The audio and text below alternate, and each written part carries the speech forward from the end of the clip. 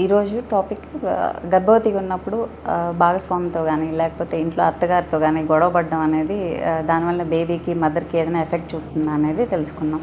నార్మల్గా ప్రెగ్నెన్సీ లేదని ఏంటంటే ప్రొజెస్ట్రాన్ అనే హార్మోన్ చాలా ఎక్కువ ఉంటుంది. ఆ ప్రొజెస్ట్రాన్ ఎక్కువ ఉండడం వలన ఏంటంటే మదర్ చాలా కామ్గా ఉంటుంది. అల్సట్ అనేది వాళ్ళకి చాలా కామన్ ఉంటుంది.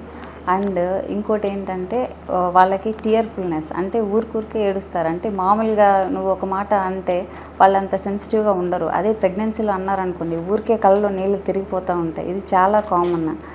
అండ్ ఇప్పుడు ప్రెగ్నెన్సీలో హస్బెండ్తో గొడవైంది లేకపోతే అత్తగారితో గొడవైందంటే వాళ్ళకి ఏంటంటే హార్మోన్ లెవెల్స్ ఇంక్రీజ్ అవుతాయి. అది ఒక స్ట్రెస్ లాగా వాళ్ళకి మేనిఫెస్ట్ అయ్యి వాళ్ళు కార్టిసల్, అడ్రినలిన్ అలాంటి హార్మోన్స్ ఇంక్రీజ్ అవుతాయి.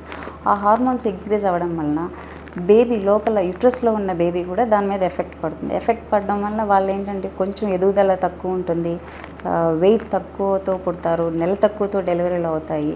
ఫ్యూచర్లో వాళ్ళకి పుట్టిన బేబీకి ఆస్త్మా ఇలాంటి మేనిఫెస్టేషన్స్ ఉంటాయి. ఫ్యూచర్లో లాంగ్ టర్మ్ బిహేవియరల్ చేంజెస్ అనేది చాలా కామన్. అంటే ఏంటి, వాళ్ళకి ఈ రోజుల్లో మోస్ట్ కామన్ అయిన ADHD, యాంగ్జైటీ, డిప్రెషన్, ఆటిజం ఇలాంటివి అనేది చాలా కామన్ ఉంటుంది. అందుకని ఫ్యామిలీ సపోర్ట్ చాలా ఇంపార్టెంట్ ఇన్ ప్రెగ్నెన్సీ.